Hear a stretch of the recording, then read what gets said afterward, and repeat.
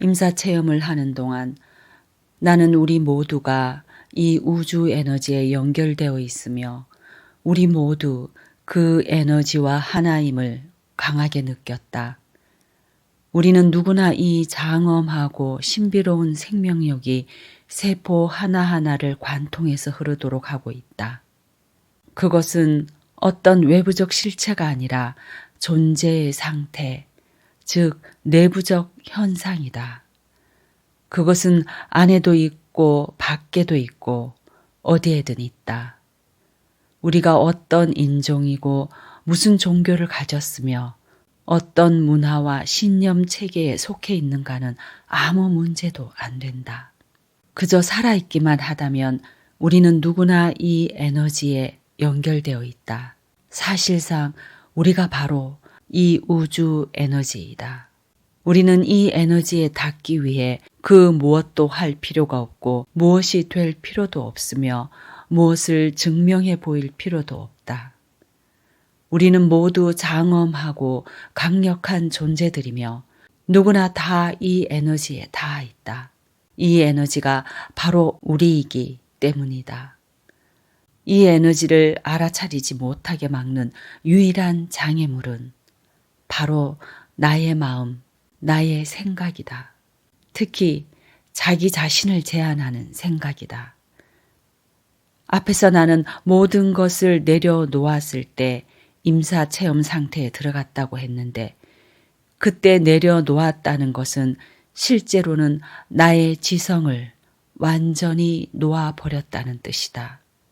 나를 제한하는 믿음들을 모두 내려놓고 우주 에너지가 그 자리를 대신하도록 하였다. 마음이 말끔히 비워지자 수문이 열렸다. 낫기 위해서 우주의 본성을 거스르며 싸우다가 이제는 기가 그 흐름대로 흐르게 내버려 둔 것이다. 처음에는 나를 이끄는 것이 무엇인지 분간하기가 힘들 수 있다. 차이는 이렇다. 마음은 행위함에 더 관련되고 영혼은 존재함에 더 관련되어 있다는 것이다.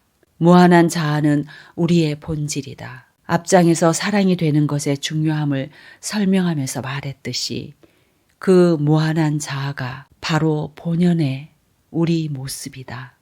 지성이란 이 삶을 살아가는데 필요한 도구에 불과하다. 지성은 끼니를 잇고 집세를 내기 위해 얼마나 돈을 벌어야 하는지 계산하는 데 반해 영혼은 오로지 자기 자신을 표현하고 싶어 할 뿐이다. 무한한 자아는 우리의 본능과 직관이 자리한 곳이기도 하다. 집을 사려고 할 때 우리 마음은 특정 지역을 고르고 예산을 짜는 등 선택권을 좁혀나갈 것이다. 그러나 정말 살 곳을 정하는 마지막 결정은 순전히 직감에 따르는 경우가 많다. 우리는 어떤 장소에 대해 왠지 그냥 좋다는 느낌을 받곤 한다. 거기에는 설명할 수 있는 어떤 논리적 이유도 없다. 그것이 바로 무한한 자아가 하는 일이다. 우리는 복잡한 삶을 살아가느라 우리가 우주 에너지에 연결되어 있으며 이런 자연적인 능력을 타고났다는 사실을 자주 잊어버린다. 우리는 자신의 목소리를 듣지 않고 상사나 교사, 친구 같은 외부의 권위에 자기 힘을 내어준다. 감정을 억누르는 것 또한 자기 자신의 장엄함을 인식하지 못하게 막는 장애물이다. 감정은 영혼으로 들어가는 입구이기 때문이다. 하지만 우리는 복잡한 존재들이고 자신의 느낌을 통제하려고 애쓴다. 오랫동안 오직 머리의 소리에만 의존해서 살다 보면 우리는 무한한 자아와의 연결을 잃어버리고 그 결과 길을 잃었다고 느끼게 된다. 그저 존재하기보다 계속해서 뭔가를 하는 상태에 있을 때 이런 일이 발생한다. 존재한다는 것은 영혼의 목소리에 따라 사는 것, 허용의 상태에 있는 것을 뜻한다. 이는 아무런 판단 없이 자기 자신이 되도록 허용하는 것을 말한다. 존재함은 아무것도 하지 않는다는 뜻이 아니다. 지금 순간에 머물면서 감정과 느낌을 따라 행동한다는 것을 말한다. 그 반면 행위함은 미래에 초점이 맞춰져 있다. 마음은 특정 결과를 얻기 위해 우리를 여기저기로 데려가며 무슨 일인가를 계속해서 만들어낸다. 지금 내 감정이 어떤지는 상관하지 않는다. 내 행동이 행위함에서 나오는지 존재함에서 나오는지 보려면 매일매일 결정을 내릴 때 어떤 감정이 뒤따르는지 보기만 하면 된다. 결정의 동기가 두려움인가 아니면 열정인가? 내가 날마다 하는 모든 행동들이 삶에 대한 열정에서 나온 것이라면 나는 존재하는 것이다. 하지만 내 행동이 두려움의 결과라면 나는 행위를 하는 상태에 있다. 우리는 길을 잃었다고 느낄 때 자신이 뭔가를 잘못했다고 생각한다. 이를 바로잡으려면 뭔가를 해야 하거나 얻어야 한다고 생각한다. 그래서 답을 찾아 밖으로 나간다. 다른 이들이 우리의 결점을 고쳐줄 거라는 희망으로 다른 이들을 찾아 나선다. 잠시 동안은 좋아졌다고 느낄지 모르지만 대개는 얼마 가지 못하고 더욱 비참한 기분이 되고 만다. 하지만 삶이 바라는 대로 있는 그대로의 내 모습에 진실로 귀 기울이기 시작하면 그래서 우리를 움직이도록 만드는 감정을 섬세하게 느끼기 시작하면 우리는 자신의 장엄한 영혼에 연결된다. 이 연결을 허용해 자기 힘을 되찾을 때 우리는 명료해지는 것을 느끼고 그리하여 삶은 다시 제 궤도에 들어선다. 이처럼 자기 자신으로 존재하는 자리에서 살아갈 때 우리는 외부의 스승이나 책, 영적인 사상들을 선택해서 배울 수 있다. 다른 누가 내게 없는 힘을 가졌다고 믿는 대신 자기 내면의 장엄함과 진실을 알아차린다. 사실 자신의 장엄함을 깨닫고 우리의 진정한 본성인 사랑에 따라 살아갈 때 우리는 동시성에 의해 자기에게 딱 맞는 선생이나 책, 영적인 사상을 끌어당기게 된다. 아주 딱 맞는 때의 말이다. 안타깝게도 자기 자신의 장엄함을 인식하지 못하면 우리는 단순히 길을 잃었다는 느낌을 넘어 본질적으로는 같지만 훨씬 더 심각한 결과에 이를 수 있다. 임사체험 중에 나는 모든 판단과 증오, 질투, 두려움이 자신의 진정한 위대함을 깨닫지 못한 사람들로부터 나온다는 것을 느꼈다. 자신의 완전함을 인식하지 못할 때 우리는 계속 스스로를 작고 보잘것없다고 느끼며 그럼으로써 생명력 에너지의 자연 흐름을 거스른다. 이 생명력 에너지는 바로 우리 자신이고 따라서 우리는 우리 자신을 거스르는 것이다. 우리가 진정한 자신을 표현하도록 장려받는다면 우리는 모두 각자의 독특함으로 세상을 가득 채우는 매우 사랑스러운 존재들이 될 것이다. 문제나 갈등은 진정한 우리 자신을 알지 못하는 데서 우리 내면의 아름다움을 보여주지 못하는 데서 나온다. 우리는 무엇이 완벽한지에 대해 너무 많은 판단을 해왔고 이는 의심과 경쟁으로 이어졌다. 우리는 자신이 훌륭하지 않다고 느끼고 계속 뭔가를 해서 보여주려고 한다. 그러나 우리가 각자 자신의 장엄함을 깨닫고 스스로에 대해 좋게 느낀다면 우리가 나눠야 할 것은 단 하나, 바로 우리 각자의 독특한 본성뿐이다. 이러한 독특함은 자신을 잘 돌보고 있음을 보여주는 사랑 어린 방식으로 밖으로 표현된다. 세상에서 보이는 문제들은 우리가 다른 이들을 판단하거나 증오하는 데서 나오는 게 아니라 바로 우리 자신을 판단하고 증오하는 데서 나온다.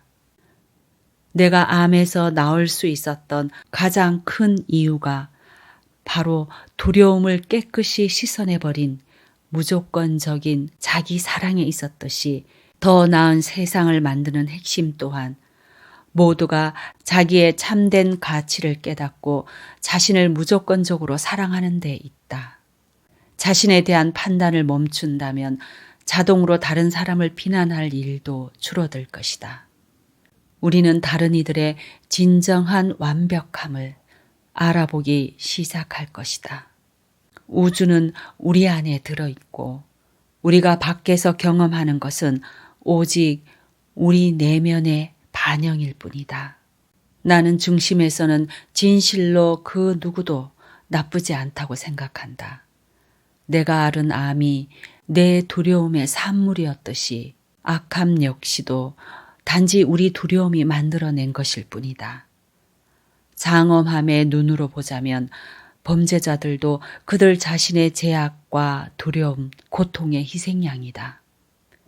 애초에 자기가 진정 누구인지 알아차렸다면 그들은 어떤 해악도 짓지 않았을 것이다. 마음가짐이 달라진다면 예컨대 두려움의 상태가 아니라 완전한 신뢰의 상태라면 아무리 사악한 사람일지라도 삶의 방향이 달라질 것이다. 내 삶이 암이라는 극한의 병에서 정반대 방향으로 선회하였듯이 말이다. 대부분의 사람들이 자기 자각 상태에서 살지 않기 때문에 서로 해치는 일을 막으려고 법과 심판, 보상과 처벌 따위를 만들어낸다. 만일 우리가 자신의 장엄함을 깨닫는다면 우리는 더 이상 두려움에 쫓겨 살지 않을 것이다. 법도 감옥도 필요 없을 것이다. 물론 병원도 마찬가지일 것이고. 어느 날 우리 한 사람 한 사람이 모두 자신이 진정 완벽하고 장엄한 존재임을 깨닫는다면 예를 들어 지구 위의 모든 이들이 영적인 변형을 경험한다면 밖으로 표현되는 세상도 그 새로운 상태를 그대로 반영해서 바뀌게 될 것이다. 사람들은 스스로에게 더욱 큰 힘을 부여할 것이고 두려워하거나 경쟁하는 일이 줄어들 것이며 서로에게 훨씬 더 관대해질 것이다. 범죄율도 극적으로 줄어들 것이며 스트레스와 두려움이 줄어들기 때문에 우리의 면역 체계는 더욱 강해질 것이며 따라서 질병이 훨씬 줄 것이다. 더 이상 두려움의 다른 얼굴인 탐욕에 의해 행동하지 않으므로 행동의 우선순위도 바뀔 것이다. 아이들은 사랑인 상태로 키워지고 그래서 더욱 튼튼하고 건강하고 순수해질 것이다. 그들은 이러한 삶의 방식을 적대시하는 곳이 아니라 자연스레 지지하는 곳에서 살게 될 것이다. 임사체험을 하기 전까지 나는 늘 삶의 안내를 받고자 바깥을 찾아 헤맸다. 그것은 동료나 상사에게서 인정을 받는 것이기도 했고 그저 단순히 다른 이들에게 답을 구하는 것이기도 했다. 나는 다른 이들이 정해주는 의견이나 조언, 가르침과 법을 그것이 좋게 느껴지든 그렇지 않든 상관하지 않고 따랐다. 두려움 때문에 어떤 의식과 가르침을 고수할 때도 있었다. 혹시라도 그들이 맞고 내가 모르는 걸 그들이 알고 있을지도 몰랐다. 임사체험 중에 나는 이처럼 외부의 온갖 목소리를 듣는 동안 나를 잃어버리고 말았음을 깨달았다. 혹시 몰라서 뭔가를 한다는 것은 두려움 때문에 그것을 한다는 뜻이다. 이제 나는 정형화된 방법론이나 질서, 의식주의나 신조를 따르지 않는다. 실제로 나에게 가장 근본적인 원칙은 고정불변의 법칙이란 결코 없다는 것이다. 나는 그때그때 옳다고 느껴지는 것에 그것이 무엇이든 관심을 기울일 뿐이다. 내게 있어 삶이란 영적인 경험이며 나는 늘 변화하고 또 진화하고 있다. 우리가 우주의 생명력으로부터 분리될 수 없는 에너지적 존재라면 우리를 위해 대신 결정을 내려주거나 우리에게 어떻게 에너지를 높이거나 낮추라고 일러줄 어떤 외부 시스템도 필요가 없다. 우리는 모두 독특하기 때문에 그 누구도 무엇이 옳다고 정답을 정해줄 수 없다. 그러나 수많은 조직화된 영성 체계와 종교들은 그렇게 하고 있다. 한번 구조가 세워지면 모두가 그 동일한 교리를 따라야 한다. 그러지 않겠다고 선택하는 이들은 부정적인 판단을 받으며 조직화된 종교들은 합의를 이루겠다는 목적으로 그들 스스로 세운 규율을 가지고 분열과 분쟁을 만들어낸다. 종교적 길을 따를 때 우리는 두려움 속에 살거나 다른 이들을 희생양으로 만드는 실수를 저지를 수 있다. 그러나 개인적인 영성의 길을 따를 때 우리는 존재의 내면에서 울리는 소리를 따르게 되고 우리 모두가 그 중심에 있는 무한한 자아와 함께하게 된다. 결국 나를 내 자신으로 돌려놓은 것은 임사체험이었다. 나는 자신만의 길을 발견하고 따르기 위해 여기 와 있다는 것을 깨닫는 것이야말로 우리에게 가장 중요하다고 믿는다. 당신이 물질적인 삶을 포기하고 20년 동안 산속에서 명상을 했던 엄청난 규모의 다국적 기업을 만들어 수천 명의 직원에게 일터를 마련해 주었던 이런 것은 아무런 상관이 없다. 우리는 절이나 교회에 갈 수도 있지만 해변에 가만히 앉아 있을 수도 있다. 사랑하는 사람과 아름다운 일몰 풍경을 바라볼 수도 있으며 아이스크림을 맛있게 먹으면서 공원을 산책할 수도 있다. 궁극적으로 말하면 우리가 어떤 길을 택하든 그 길은 다 우리에게 올바른 길이다. 어떤 길도 다른 길보다 더 영적이거나 덜 영적이지 않다. 나는 제도화된 종교를 반대한다고 말하는 것이 아니다. 다만 종교라는 이름으로 이 세상에서 분열과 분쟁, 살인이 자행될 때는 명분이 뭐든 그 종교에 회의를 느낀다는 말이다. 진정으로 우리는 모두 하나이며 동일한 전체의 개개인의 얼굴들일 뿐이다. 인간은 아주 다양하므로 어떤 이들은 제도화된 종교나 영적인 길이 더 잘 맞겠지만 모든 사람이 다 그런 것은 아니다. 우리가 스스로를 보살피면서 자신의 창조성을 표현하고 살기만 한다면, 그렇게 자신의 장엄함을 확인하면서 살기만 한다면 그것이 바로 우리가 할 수 있는 최선이다. 어떤 한 가지 길이나 신조만이 참된 길이라고 주장한다면 이는 우리 본연의 모습을, 우리가 이곳에 와서 발현하고자 한 모습을 제한할 뿐이다.